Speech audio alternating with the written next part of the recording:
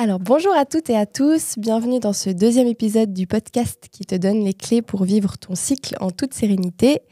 Je reçois aujourd'hui Morgane Bord de la droguerie La Centaurée. Merci Morgane d'être là avec moi aujourd'hui. Merci Estelle pour l'invitation. Pour commencer, je te propose de te présenter un petit peu plus en détail pour les gens qui ne te connaissent pas. Alors effectivement, je m'appelle Morgane, je suis droguiste depuis maintenant une douzaine d'années. J'ai ouvert ma droguerie en 2020 à Fuy, après un parcours assez atypique en fait, parce que j'ai commencé mon apprentissage assez tard, j'ai commencé à 20 ans. Et j'ai travaillé d'abord à Sierre, puis je suis partie travailler à Bâle, j'ai fait ma maîtrise à Neuchâtel et j'ai ensuite travaillé comme gérante pendant 2 ans à la droguerie d'Aigle avant de décider en plein Covid de tout plaquer et d'ouvrir ma propre entreprise. Ok, tu avais envie d'être ta propre patronne et... Alors c'était vraiment cette idée, en tout cas au départ, quand j'ai commencé la formation de droguiste, donc fait les 4 ans d'apprentissage pour obtenir mon CFC, de me dire je vais aller le plus loin possible dans cette formation.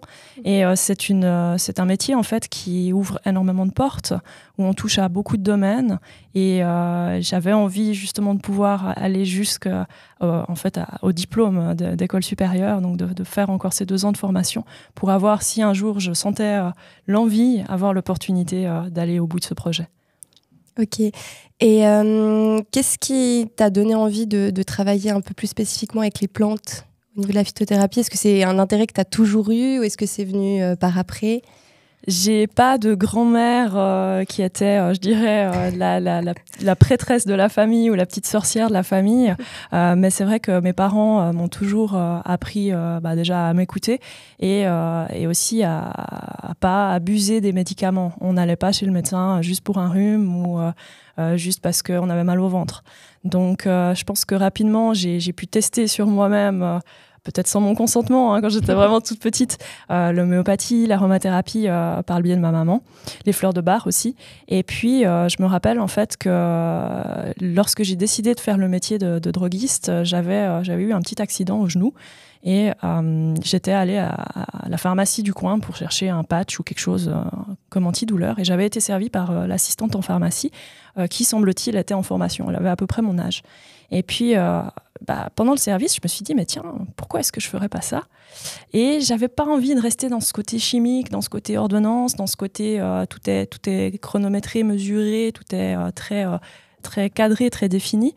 Mon papa m'a partagé son amour de la nature et j'avais envie de me connecter à ça. Donc je me suis renseignée, puis j'ai remarqué que droguiste, ça permettait de travailler au contact des gens, de les conseiller, mais vraiment aussi sur tout ce qui est thérapie naturelle. Et du coup, je me suis lancée dans cette aventure. Ok, génial.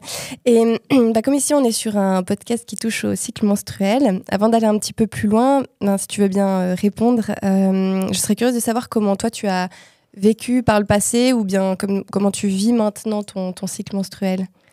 Alors, je pense qu'il y a 2 phases distinctes.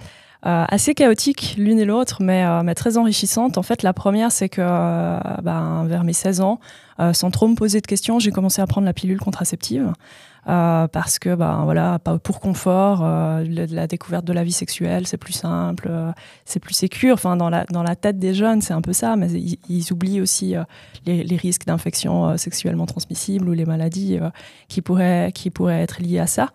Et j'ai pris la pilule pendant à peu près 10 ans. Et j'ai, je pense, une fragilité au niveau plutôt nerveux, au niveau de l'humeur. Et en fait, ça m'a foutu mais complètement down. Au niveau du moral, j'avais plus envie de rien. Alors on disait ouais, mais c'est l'adolescence, c'est normal, ça va passer. C'est des périodes comme ça. En plus, à l'école, ça se passait pas super bien, donc on mettait plutôt la problématique là-dessus. Et puis, un jour, j'ai dit non, mais stop, j'arrête la pilule, ça me convient pas, et j'ai vraiment remarqué la différence. Il a fallu quelques semaines, voire quelques mois pour que je retrouve un petit peu un cycle normal et naturel. Mais en fait, moi, j'ai eu cette impression-là que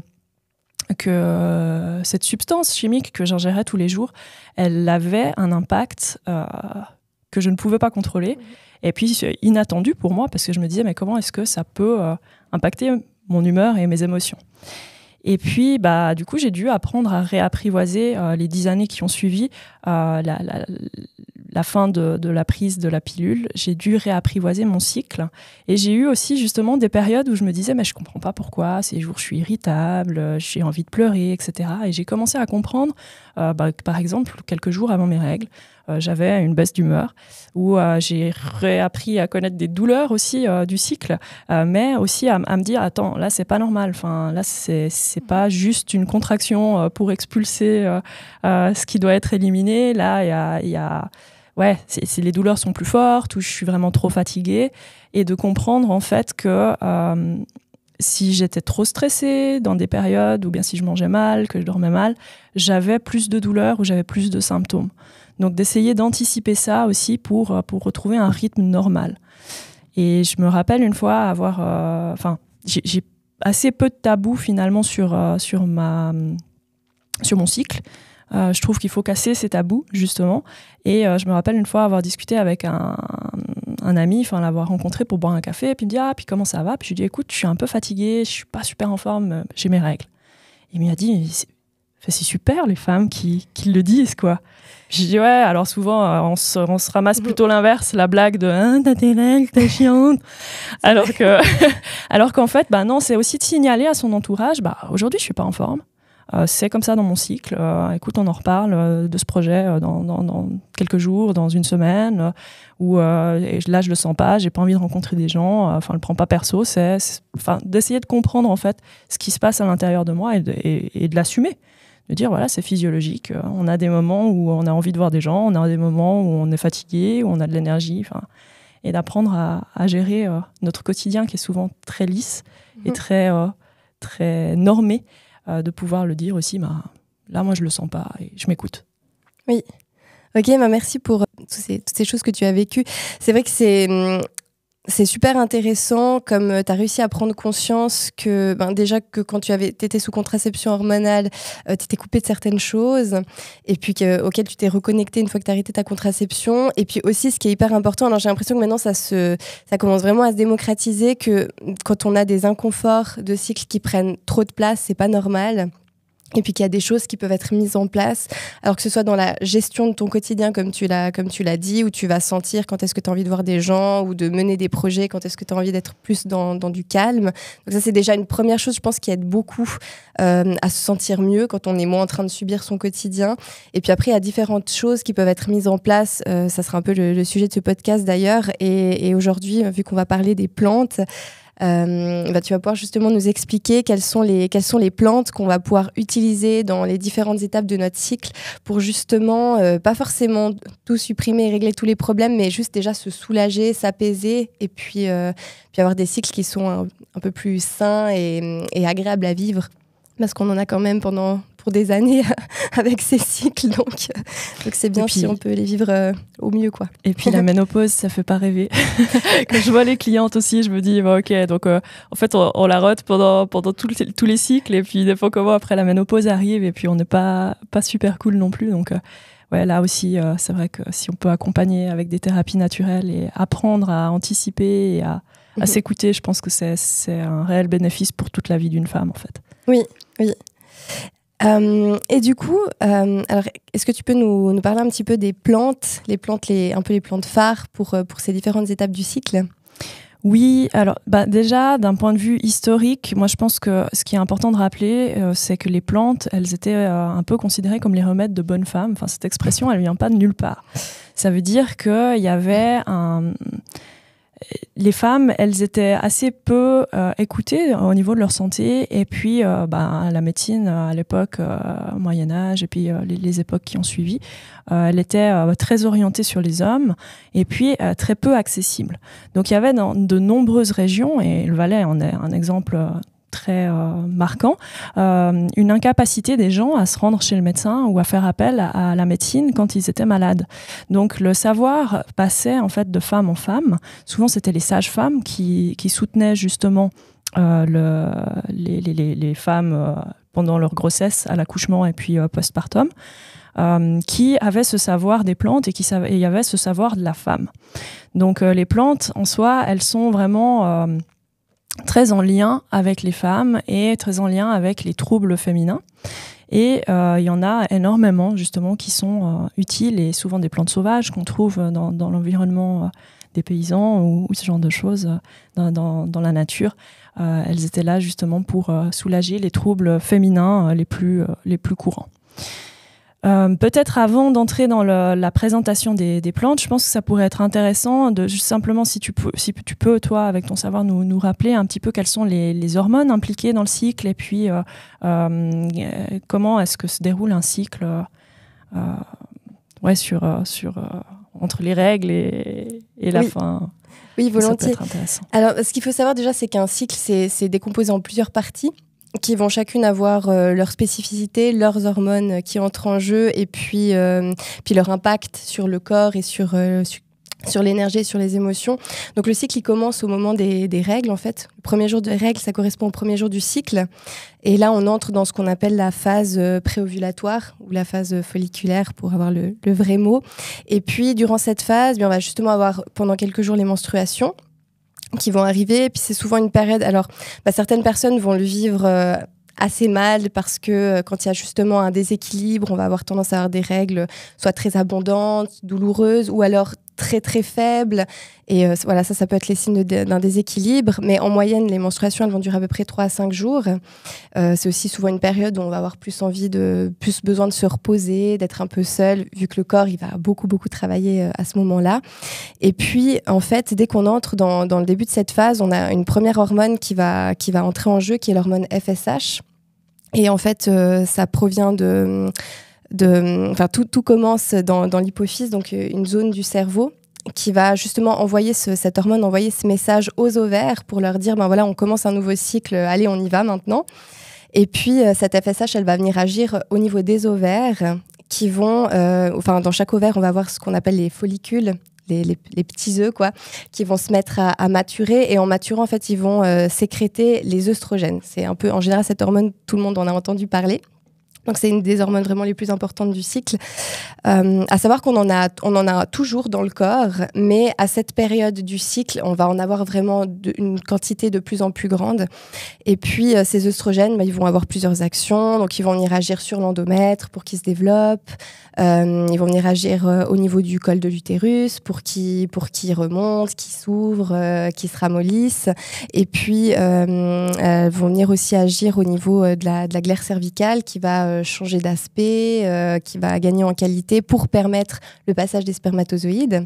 Parce qu'à la base, le vagin, il est très, très acide.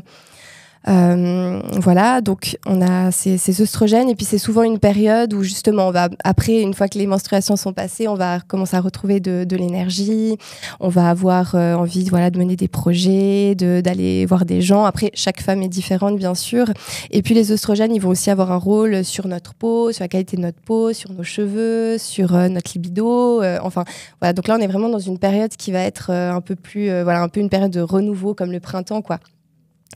Et puis ça va aller jusqu'à l'ovulation. Et puis une fois que tout est en place, on a un signal qui est renvoyé à l'hypophyse pour lui dire c'est bon, tout est en place, on peut déclencher l'ovulation. Et puis là, l'hypophyse va envoyer un nouveau message qui sera l'hormone LH qui va déclencher l'ovulation. Voilà, puis l'ovulation, ça va être très très court.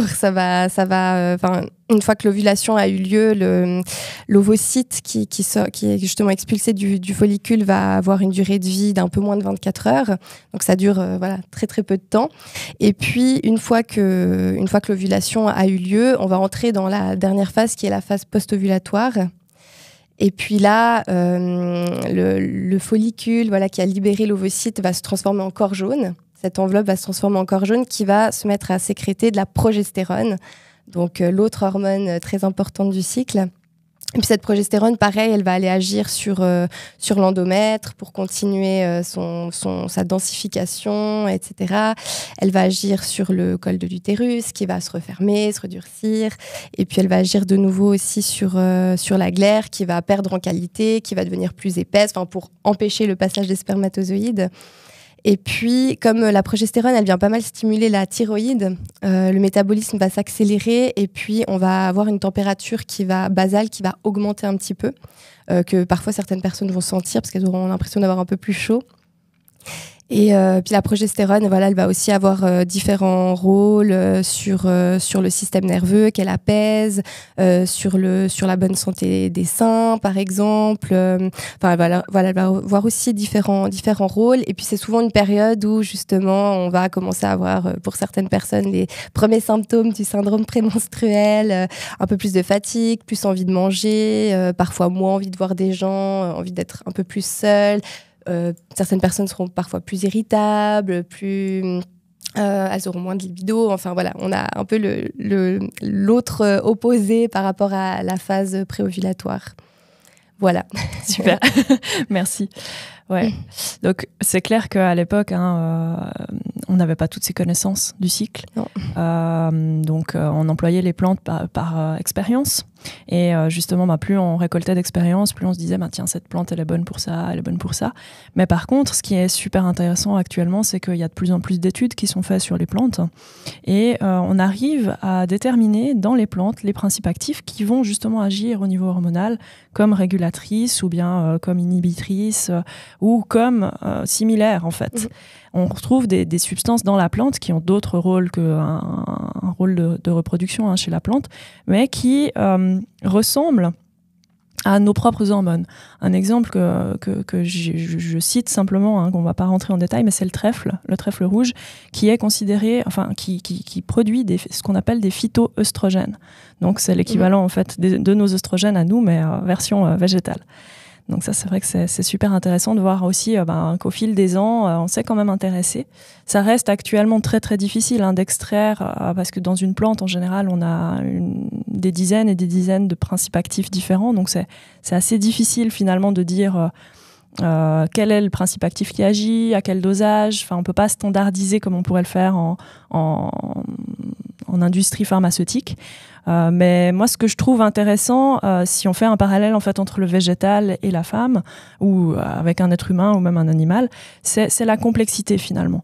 Et c'est de se dire, mais pourquoi est-ce qu'on veut isoler pour traiter un symptôme isolé alors qu'en fait, on est beaucoup plus complexe que ça.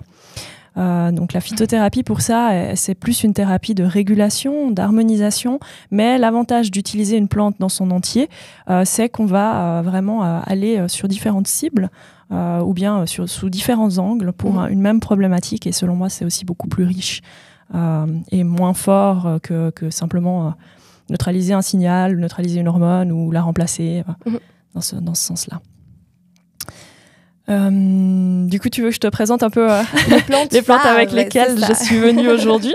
Exactement.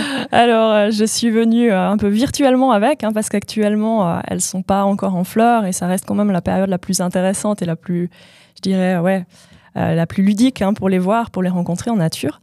Mais sachez que c'est possible de les voir, même peut-être que certaines poussent dans votre jardin. Une plante que j'ai pas pris non plus, c'est la pâquerette qui actuellement est en fleurs. Okay. La pâquerette, c'est une vraie plante pour la femme qui est malheureusement qui a été un peu oubliée. La pâquerette, en fait, c'est un peu l'équivalent de l'arnica, mais de la plaine.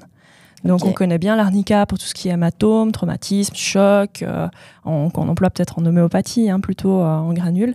Mais la pâquerette est vraiment très très intéressante. Elle a les mêmes effets que l'arnica et même une affinité pour l'utérus, pour la matrice. Donc c'est vraiment intéressant aussi à ce niveau-là de se dire, après un accouchement ou bien quand il y a eu, je sais pas, peut-être même une césarienne, pourquoi pas travailler avec la pâquerette. Et puis on a aussi une recette à base de pâquerette qui nous vient de, sauf erreur, l'Égypte antique, d'huile qu'on massait sur la poitrine pour la rendre plus ferme et plus dense. En fait, la pâquerette contient ce qu'on appelle des tanins, et les tanins ont cette vertu de densifier en fait la peau et de la rendre plus ferme. Donc c'est un peu le secret beauté des Égyptiennes que je vous partage aujourd'hui. C'est massez-vous avec l'huile de pâquerette pour avoir une belle poitrine. Génial.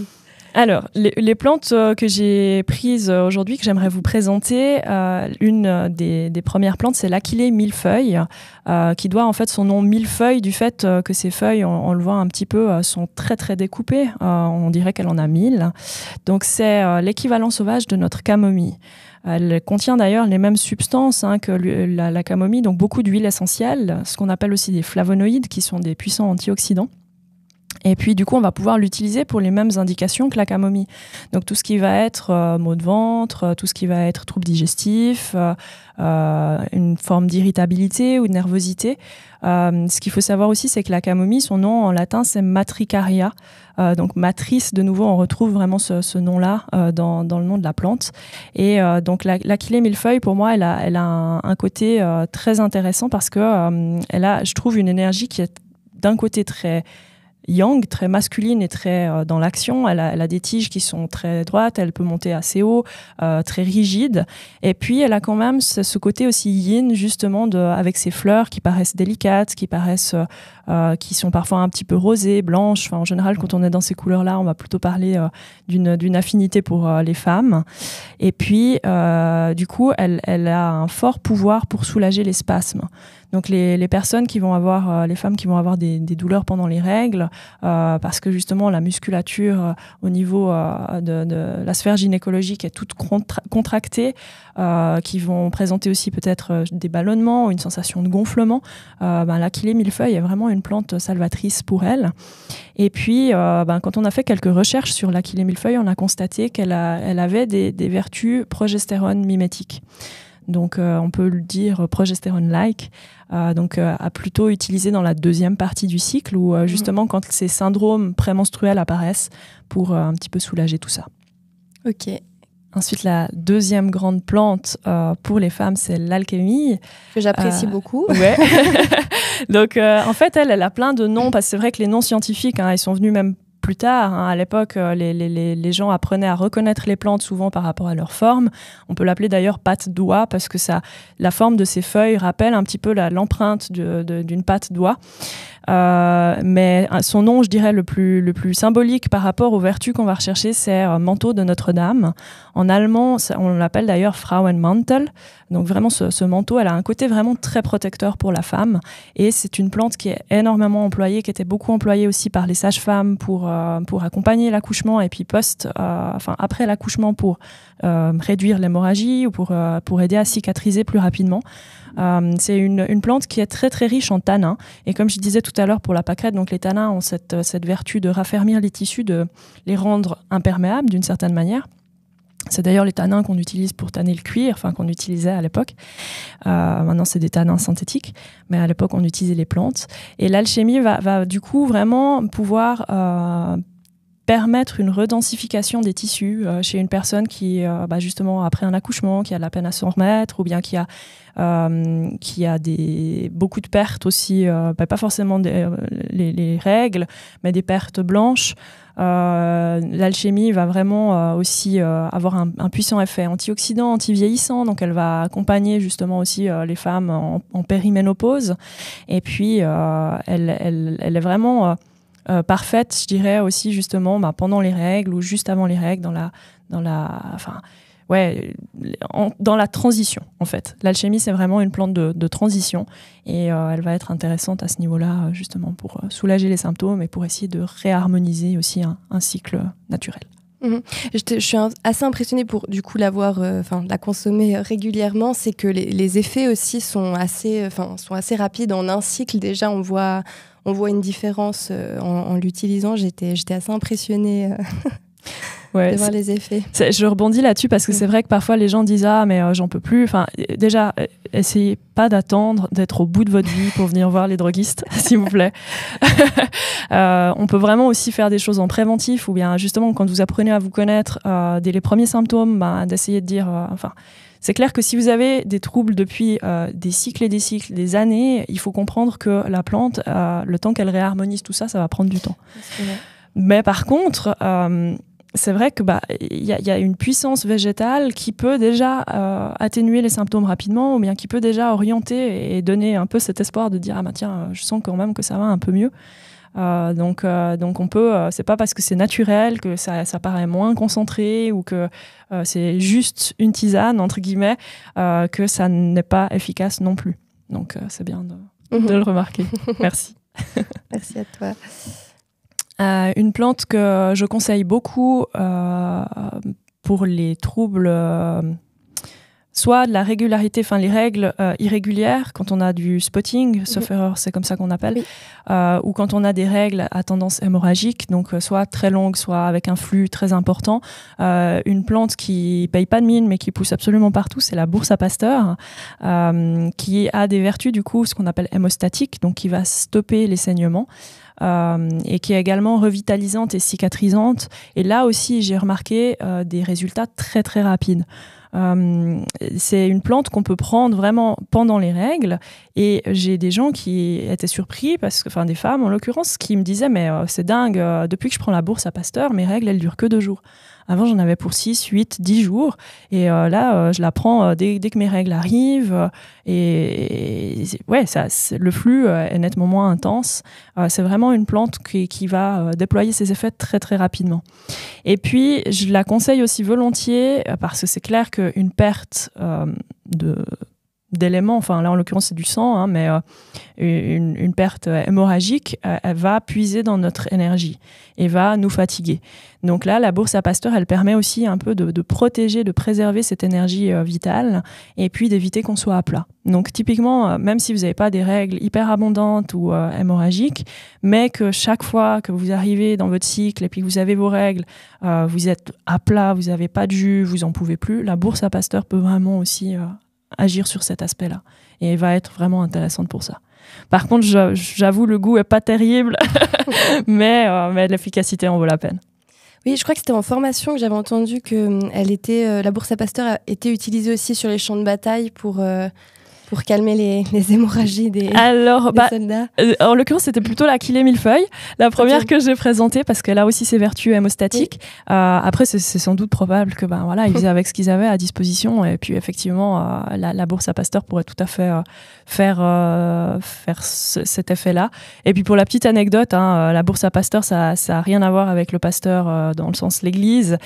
C'est en fait la forme de ces fruits qu'on voit un tout petit peu sur la photo, qui sont en forme de cœur, et en fait, les bergers, parce que Pasteur, en fait, ça vient de là, les bergers, pour attirer leurs moutons, avaient une bourse à la ceinture de cette forme-là, remplie de sel.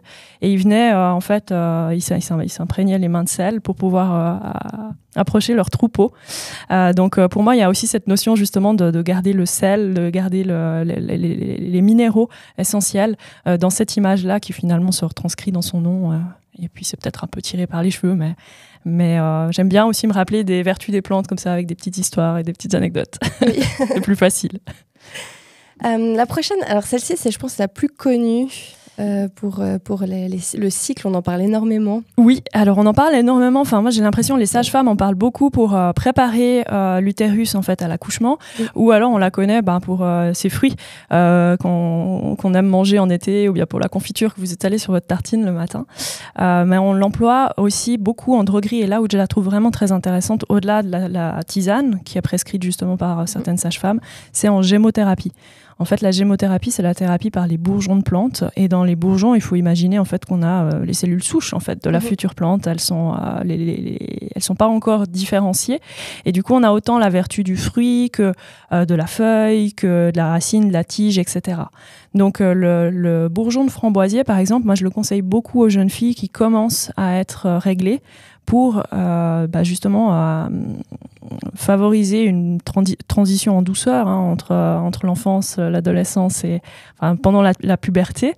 Elle va justement être tonifiante utérine pour les femmes enceintes, juste avant l'accouchement. Après, ça dépend aussi. Certaines personnes disent durant toute la grossesse, d'autres disent pendant le dernier trimestre uniquement, ou bien dès le terme, et puis quelques jours après. Pour moi, elle est vraiment intéressante pour toutes les femmes, parce qu'elle a vraiment cet effet régulateur. Elle a vraiment un effet très doux et très profond en fait dans ses qualités phytothérapeutiques. Et puis elle a beaucoup d'effets aussi anti-inflammatoires. Et puis on sait que il y a quand même aussi une inflammation locale. Enfin, tu me dis si je me trompe, mais au moment en fait du déclenchement des règles, on a comme le corps se met en état pro-inflammatoire, quoi. Oui. À cause de la prostaglandine. Voilà, exactement. Qui va permettre que l'utérus se contracte et que l'endomètre se détache. Voilà. Et quand on en a un peu trop, on peut avoir plus de douleur, plus de contractions. Et Ouais. Voilà. Et d'autant plus, en fait, à l'heure actuelle où on vit tous un petit peu dans des inflammations latentes, parce qu'on est très stressé, on mange mal, on s'hydrate pas assez, on va pas assez en extérieur, on bouge pas assez. Donc je pense qu'effectivement, on aurait tous des bénéfices, puis finalement les hommes aussi, à consommer de temps en temps le framboisier pour ces vertus-là. Et pour essayer d'éviter de tomber dans cette inflammation pathogène qui va avoir des conséquences après pour la santé au niveau cardiovasculaire, au niveau osseux. Ça, c'est très important aussi pour les femmes. On a à la ménopause des risques d'ostéoporose qui croissent avec aussi la baisse des hormones qui nous protègent jusqu'à cette période-là. Donc, vraiment, c'est une plante qui devrait accompagner toutes les femmes pendant de la puberté à la ménopause, quoi. Et puis la dernière. La dernière, qui est une plante qui est très... qui revient sur le devant de la scène, mais peut-être pas pour les bonnes raisons. Ce côté de la sauge qu'on va brûler en fumigation dans les pièces pour les nettoyer, les purifier. La sauge officinale, elle est très très riche en huile essentielle et elle contient une substance qu'on retrouve d'ailleurs dans l'absinthe, par exemple, qui est la thuyone, qui peut être neurotoxique. Donc là, on s'entend quand je parle on y reviendra après, la sauge officinale ou des plantes qui contiennent des huiles essentielles. Il faut faire la distinction entre une infusion que vous allez faire avec la plante séchée dans de l'eau chaude ou un extrait, que ce soit un extrait en général alcoolique, hydroalcoolique, que sont les teintures mères, et les huiles essentielles, qui sont en fait issues de la distillation des plantes, où là, on a vraiment que les composés hydrosolubles, qui vont s'échapper par la distillation, et du coup, qui sont extrêmement concentrés et qui peuvent avoir une potentielle toxicité ou des effets indésirables sur l'organisme. Si la sauge, on l'emploie en tisane, et ça je l'entends parfois parce que j'ai des femmes qui ont accouché ou bien qui allaitent encore, ou bien qui sont en grossesse, puis qui disent mais surtout pas la sauge ou surtout pas la mélisse ou la menthe parce que ça contient des huiles essentielles, c'est toxique ça va être abortif et c'est toxique pour mon fœtus. C'est une question de quantité. Les huiles essentielles dans une plante, elles sont en traces. Il faut des tonnes et des tonnes de roses, par exemple, pour extraire 1 litre d'huile essentielle. Donc déjà là, on peut rassurer les gens, c'est que si tout d'un coup ils boivent une tisane chez leur grand-mère ou chez une amie, puis que tout d'un coup ils voient la composition, oh mon Dieu, en fait il y avait de la sauge dedans, je vais faire du mal. Non, parce que vous avez bu 2 décis qui étaient dissous en fait, dans de l'eau, la quantité que vous avez ingérée, elle n'est pas suffisante pour avoir un effet néfaste. Par contre, si vous commencez à appliquer 10 millilitres par jour de sauge sur votre ventre pour vous masser, pour éviter les vergetures, j'en sais rien quoi, là, effectivement, la quantité, elle va être nettement plus élevée parce que l'huile essentielle va traverser la peau, se retrouver dans le sang et du coup rejoindre aussi l'utérus. Et donc, je vais revenir à la présentation de cette sauge officinale.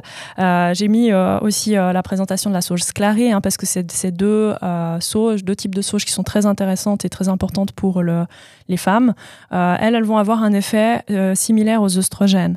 Donc, ce que je remarque aussi, c'est que elles sont plus efficaces dans la première partie du cycle, avant l'ovulation. Et puis, elles sont aussi très, très efficaces pour la ménopause, quand justement les taux d'œstrogènes commencent à diminuer. Tu le disais tout à l'heure, la progestérone, du coup, va être un peu plus forte par rapport aux œstrogènes et puis donne cette sensation de chaleur et de température, d'où la bouffée de chaleur finalement.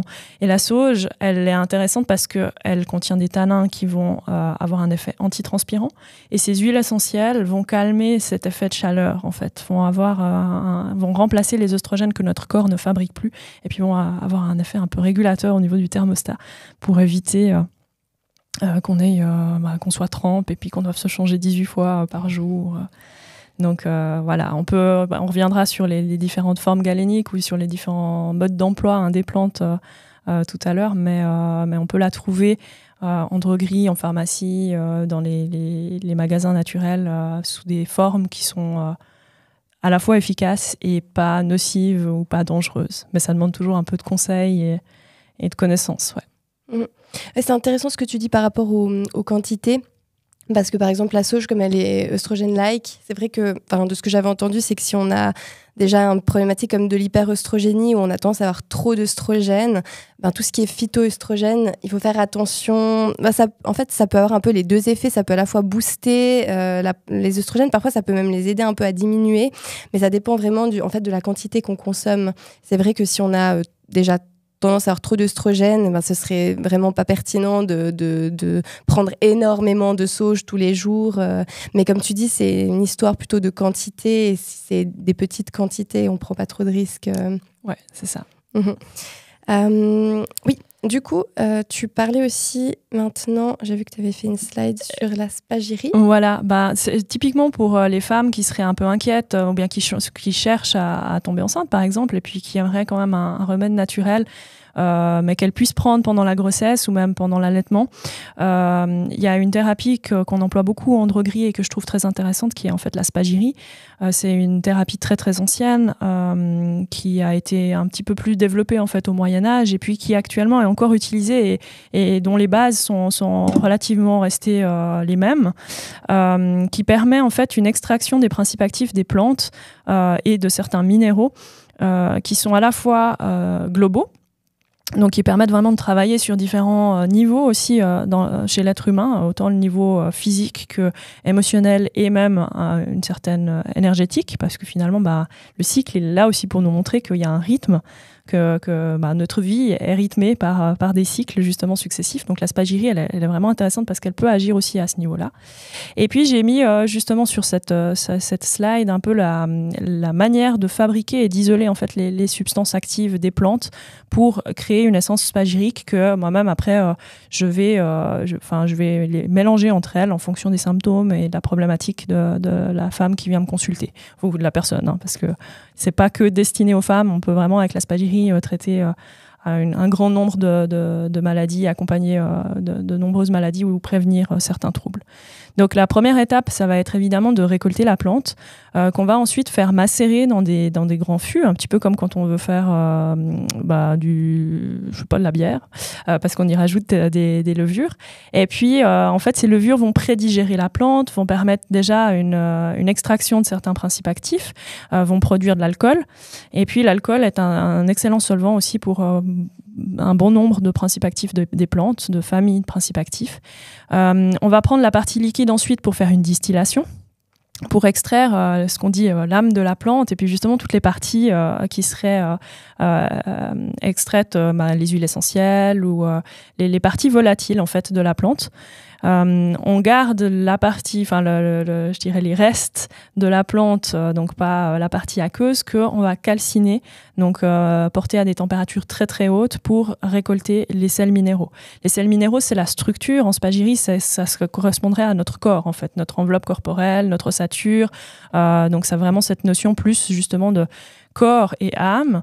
Et puis la dernière étape, en fait, c'est la réunion de ces deux phases, ce qu'on appelle un mariage spagyrique, pour avoir la totalité de la plante, mais où chaque partie, en fait, a été utilisée séparément, enfin, a été pré-traitée ou un peu purifiée, comme ça, pour dynamiser et puis rendre le mélange, en fait, plus efficace et plus fort. La spagyrie, du coup, dans une essence spagyrique, ça contient encore un peu d'alcool. Donc ça, parfois, ça fait un peu peur aux femmes enceintes ou bien même aux mamans qui viennent pour leurs enfants ou leurs bébés, parce qu'on peut aussi proposer la spagyrie pour les enfants.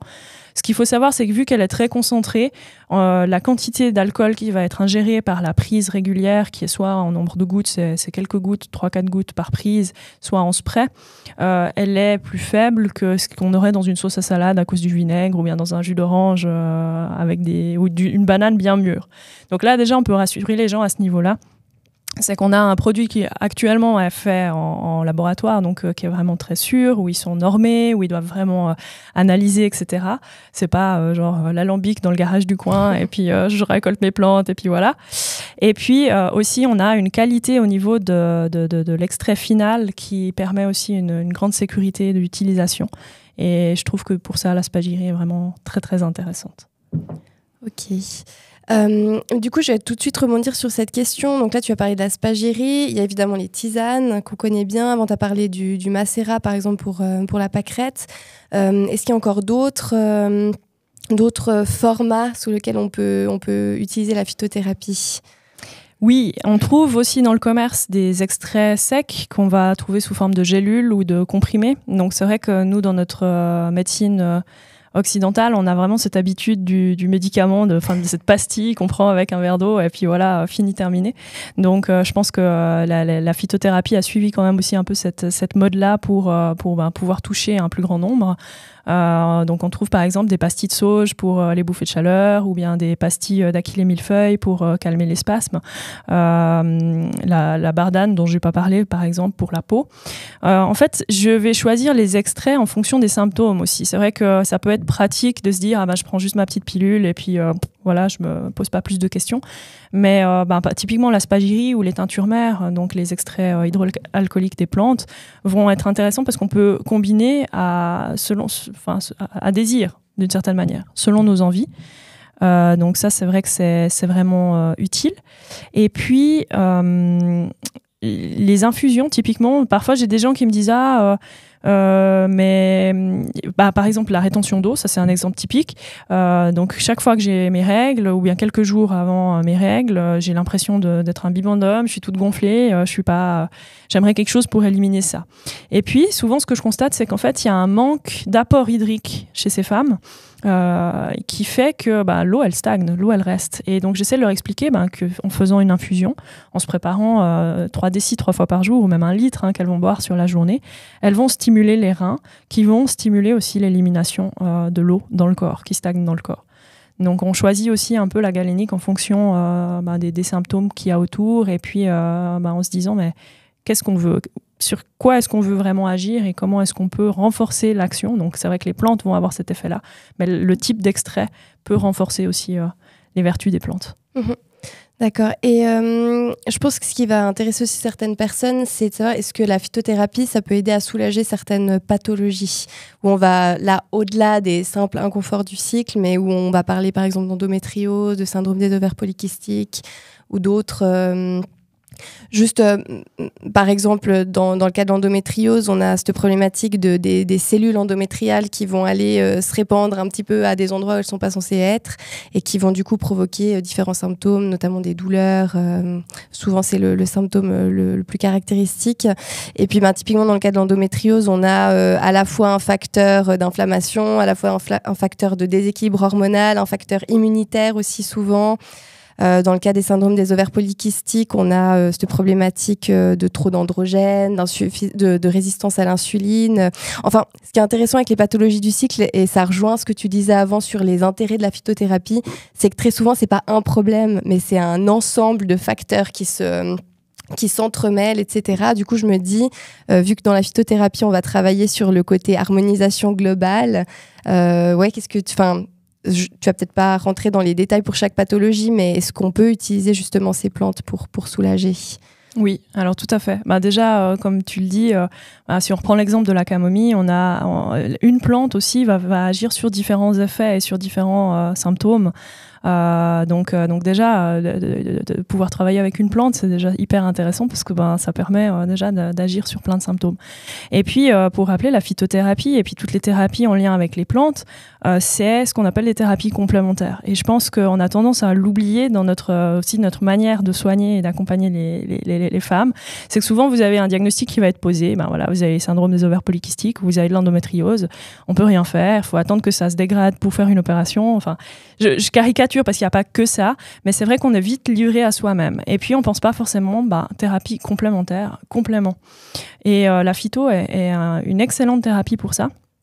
On va pouvoir à la fois soulager les symptômes, essayer de réduire l'intensité de ces symptômes ou l'intensité des crises. Et puis, on voit aussi au niveau des tissus, la capacité justement de régénération des tissus. Si je reprends l'exemple de la gémothérapie, le bourgeon de ronce, qui est assez similaire finalement au framboisier, c'est la mûre, est excellent pour tout ce qui serait kyste, tout ce qui serait justement dégénérescence et puis cellules un peu anarchiques comme ça. Donc on peut combiner. Souvent on a vraiment un effet d'apaisement au niveau des symptômes qui est très rapide, mais on voit sur le long terme aussi, soit on arrive à stopper la progression de la maladie, soit on arrive à même régresser, enfin, dans le sens permettre une régénération des muqueuses qui semblait impossible de prime abord. Donc effectivement, il ne faut pas se décourager et puis faut se renseigner. Moi, je pense que c'est ce que tu fais aussi très très bien sur ta chaîne et sur tes réseaux sociaux avec cette idée de apprendre à se connaître, apprendre quels sont les enjeux, quelles sont les hormones qui se mettent en place, comment ça fonctionne. Et puis après, on peut faire des parallèles avec la nature, avec les thérapies. Et là, j'élargis, pas que à mon domaine de compétences, mais parfois l'ostéopathie peut faire du bien, l'acupuncture. Il me semble qu'elle est même utilisée en France pour l'endométriose, sauf erreur. C'est possible. Utilisée pour l'aide à la conception aussi. Voilà, pour ce genre de choses où finalement, il ne faut pas juste rester à un diagnostic de quelqu'un en blouse blanche qui vous a dit si on reprend la fertilité, ah non, mais vous n'allez jamais pouvoir faire d'enfant. J'ai des exemples dans mon entourage où on leur avait dit ça et puis finalement, elles sont mamans. Donc... Oui, et ce qui est intéressant, c'est qu'on a encore aujourd'hui trop tendance à vouloir opposer les différents types de médecine, alors qu'en fait, elles peuvent être très complémentaires. Parce que typiquement, dans le cas d'une endométriose, s'il y a vraiment une grande prolifération de ces cellules endométriales, on peut utiliser la chirurgie pour aller nettoyer. Et puis parfois, c'est nécessaire. Mais on le remarque, c'est que si on utilise uniquement la chirurgie, par exemple, et qu'on ne va pas traiter le terrain en profondeur, ça va avoir tendance à revenir. Mais à un moment, on a eu besoin pour le diagnostic, on a eu besoin du gynécologue qui est venu poser le diagnostic, qui a vu ce qui n'allait pas et voilà, qui a pu peut-être conseiller la chirurgie. Et puis en même temps, on va avoir besoin de toutes ces thérapies complémentaires, mais qui, je trouve, ont une grande place, comme la phytothérapie, la nutrition, l'ostéopathie, etc. Et c'est le meilleur moyen d'obtenir des bons résultats sur le long terme, c'est d'aller combiner un petit peu tout ça. Ouais. Combiner les approches et puis c'est clair qu'il y a des thérapies, enfin il y a des maladies qui nécessitent des traitements. Moi je vois aussi parfois j'accompagne des femmes qui ont des cancers hormonodépendants, cancer du sein ou d'autres types de cancers. Je vais jamais dire arrêtez votre chimiothérapie ou faites surtout pas les rayons. C'est pas le but. Je pense que la médecine elle a énormément évolué en quelques générations et il faut prendre aussi ce qui est bon dans la médecine.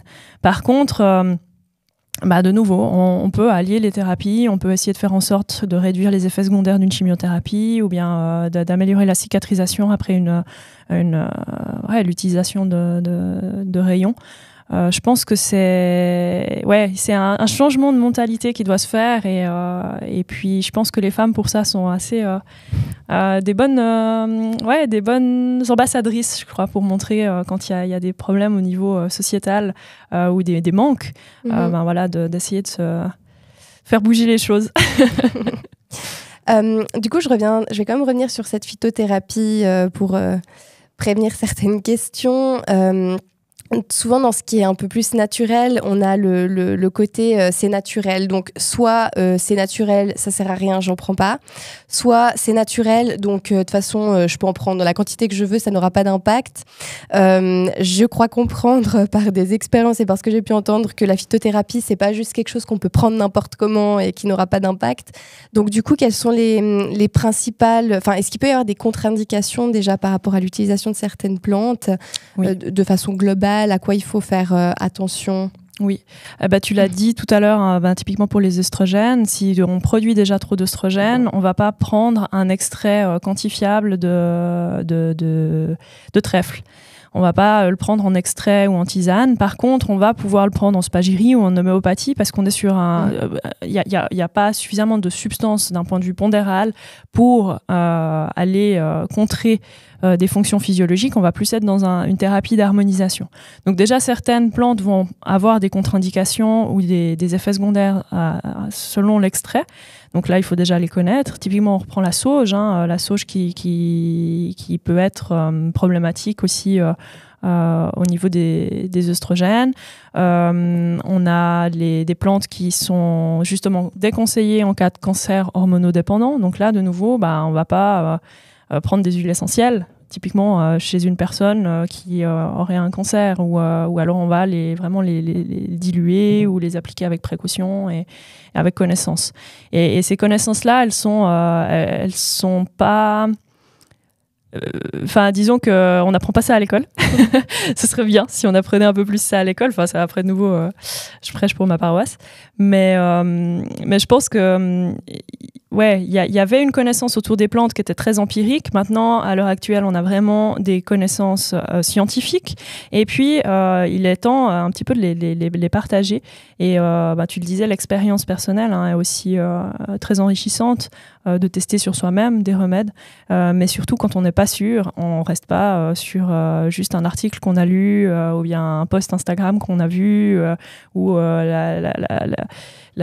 comment on appelle ça, l'influenceuse hyper à la mode qui a parlé parce que chez elle c'était révolutionnaire contre les boutons ou j'en sais rien quoi. Renseignez-vous après auprès d'un spécialiste et il sera à même de vous expliquer aussi quelles sont les contre-indications ou quelles sont les choses à respecter et quelle est la meilleure forme. Moi, il m'arrive d'avoir des gens qui viennent avec une idée bien en tête, de dire « Ah, mais j'aimerais tester cette plante ». Je pose quelques questions pour savoir un petit peu pour quelles raisons, puis je leur dis « Mais écoutez, moi, je vous propose plutôt celle-ci parce que ça me semble plus adapté à vos besoins, etc. » Alors après, chacun est libre de décider ou pas, mais je pense que c'est important de croiser, en tout cas, les savoirs, croiser les sources, et puis d'être à la fois curieux et, faire preuve de bon sens. Je crois que ça, c'est vraiment un truc... si tout le monde faisait preuve de bon sens, je suis sûre que le monde tournerait vachement mieux que maintenant. Ça, c'est sûr. Mais c'est bien que tu aies relevé l'importance d'aller voir des spécialistes aussi, parce que je trouve, et surtout dès qu'on touche au naturel, aux compléments alimentaires, les gens sont assez forts dans l'automédication, qui parfois peut fonctionner, puis qui parfois peut avoir des effets négatifs ou aucun effet. Et les gens se disent « Ah, mais ça sert à rien, ça n'a pas fonctionné sur moi ».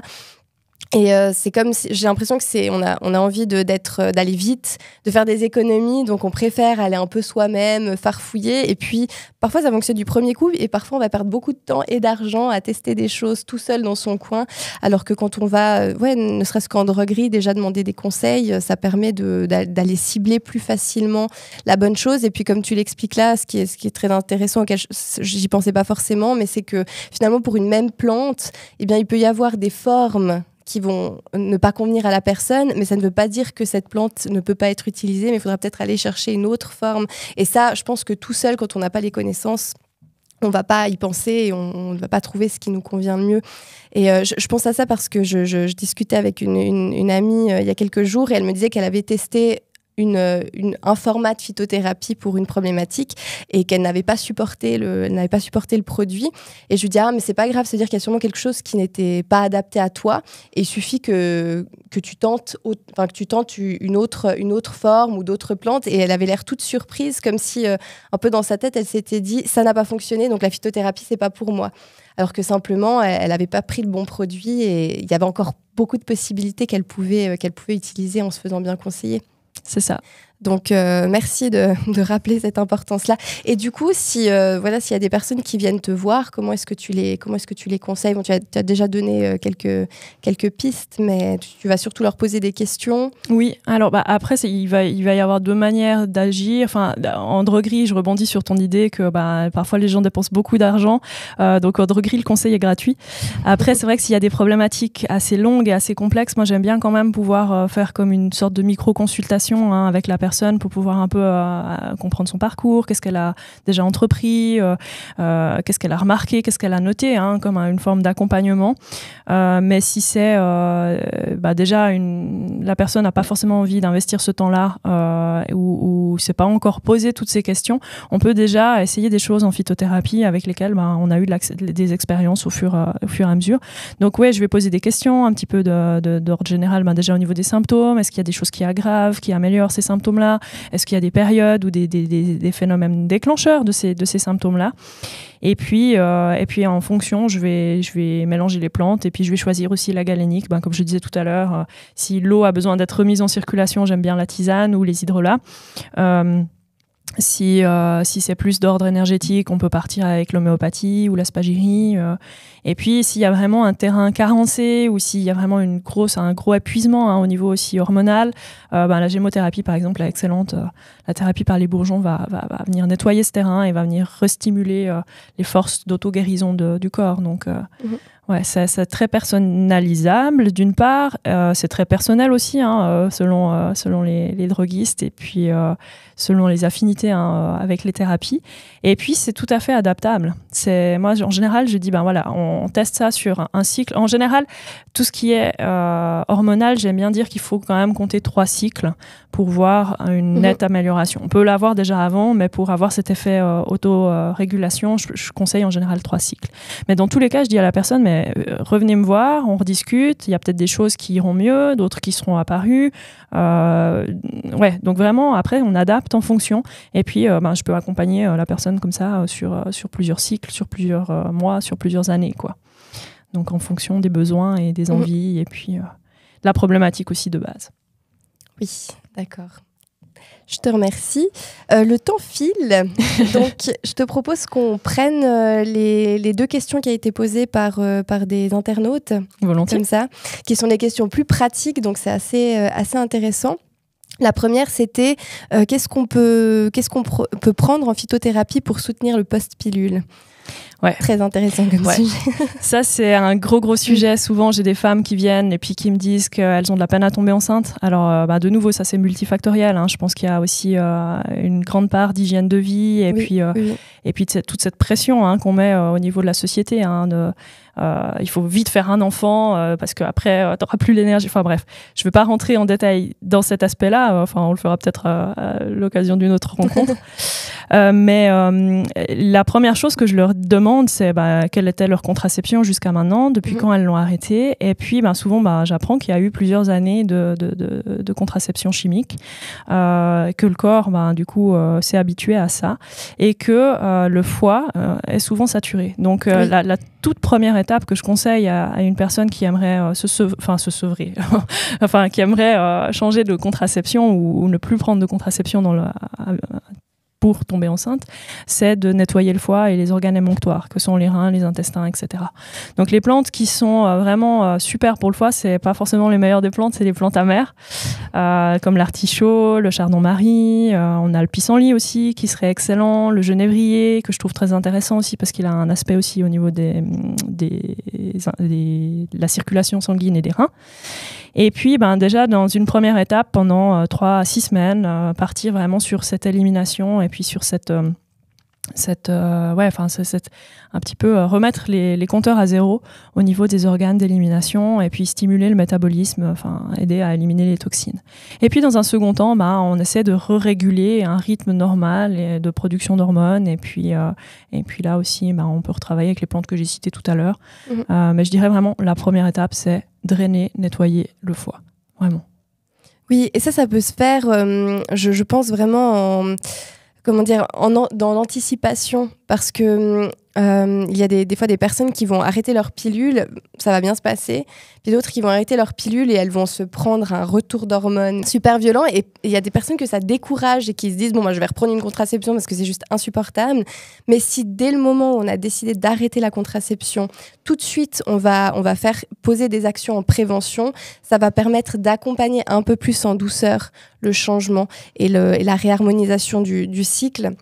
Après, il faut aussi bien se rendre compte que la phase juste après l'arrêt de la pilule, c'est normal qu'elle soit un petit peu inconfortable et qu'il se passe certaines choses, parce que c'est comme en fait au début de la puberté, quand les cycles se mettent en place, là ils doivent se remettre en place. Donc c'est normal qu'il y ait un certain inconfort quand même, mais si on accompagne dès le départ et puis surtout qu'on est attentif à ce qui se passe dans notre corps et qu'on n'attend pas une année avant de faire quelque chose, ça peut aider à ce que la transition se fasse en douceur. Puis après, comme tu l'as dit, effectivement, il y aura aussi tout un travail à faire au niveau de l'hygiène de vie.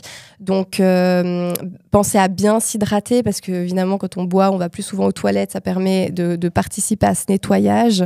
Et puis, il y a des études qui montrent que les contraceptions hormonales peuvent créer des déperditions de nutriments dans le corps. Donc, ça va être important aussi d'avoir l'alimentation la plus nutritive possible, avec, qui soit variée, avec des bonnes graisses, idéalement des produits animaux, au moins des œufs pour les personnes qui ne mangeraient pas de viande, au moins des œufs, un petit peu de poisson et puis des produits laitiers de bonne qualité. Ça va être important aussi d'avoir un bon sommeil, de faire suffisamment de sport, en fait de mettre en place tout ce qui va faire du bien à notre corps. Et puis, je pense encore à quelque chose. Oui, il y a aussi des études qui montrent que les contraceptions hormonales peuvent impacter le microbiote. Donc là, pareil, prendre soin du microbiote, ça ne veut pas forcément dire se jeter sur des probiotiques, sauf si on en voit vraiment la nécessité.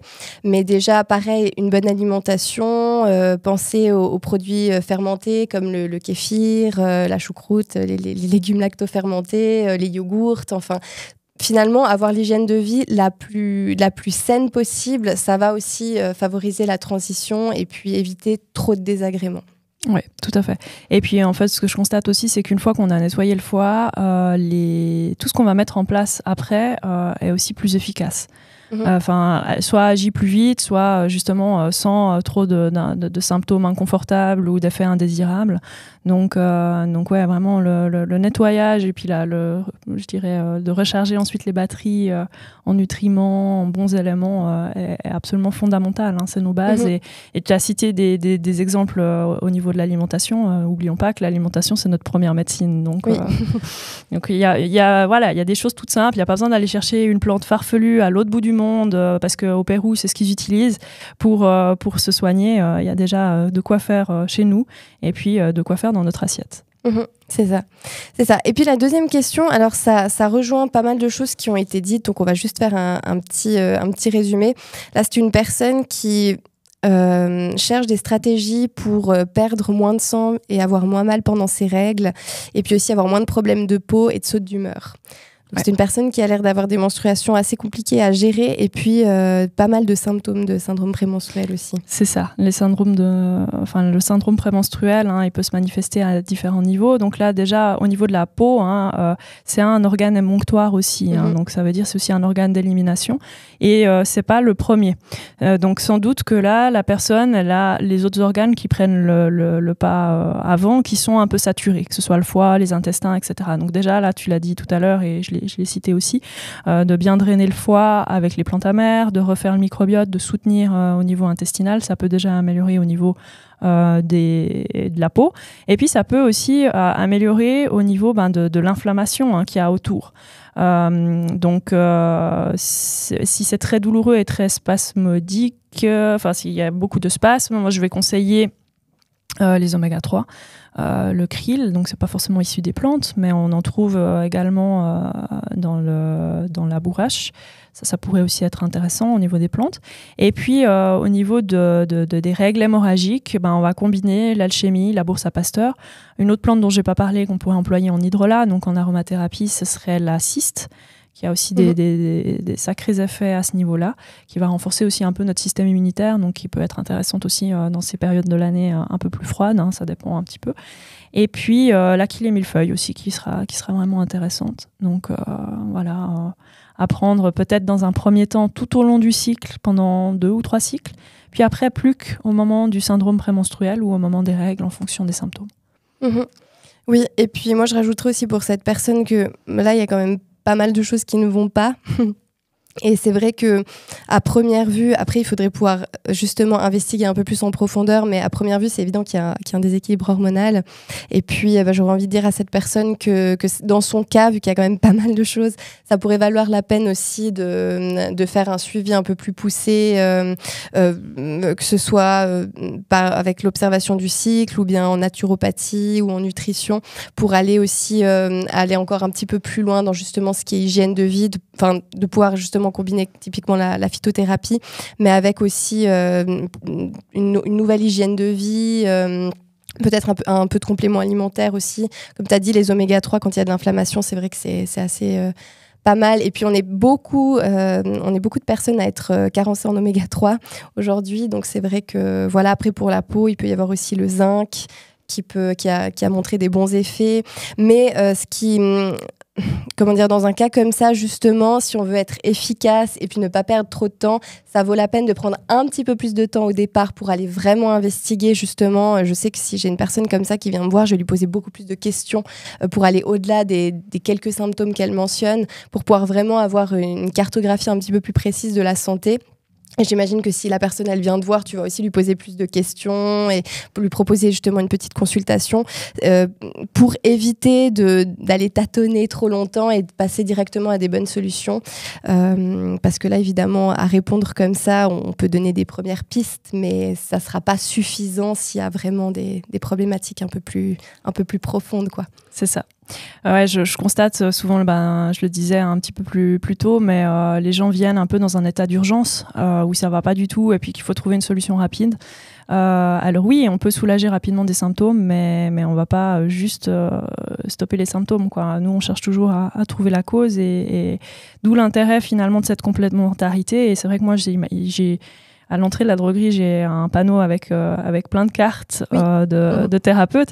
Alors, je fais pas ça juste pour être bien vue par les thérapeutes puis espérer qu'ils m'envoient tous leurs clients, mais au contraire, justement pour pouvoir dire, écoutez, là, je pense que ça vaut la peine d'aller investiguer plus loin. Je vous propose d'aller voir cette personne-là parce qu'elle va pouvoir vous accompagner à ce niveau-là, à ce niveau-là, à ce niveau-là. Et ouais, je pense certaines personnes, sur le moment, s'attendaient pas à ça parce qu'ils se sont dit, non, je viens chercher un truc, donne-moi ma pilule ou donne-moi mes gouttes et puis c'est bon, c'est réglé. Mais ça fait son petit bonhomme de chemin et puis je pense que c'est quelque chose qu'il faut vraiment qu'on développe pour une médecine plus intégrative, on va dire. Et ça commence gentiment à évoluer, mais il y a encore un petit peu de travail et je pense surtout auprès des médecins qui sont plus dans la médecine un peu moderne.